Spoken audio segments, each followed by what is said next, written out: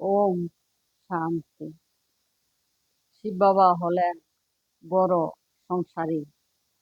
সারা পৃথিবী শিব বাবার সংসার।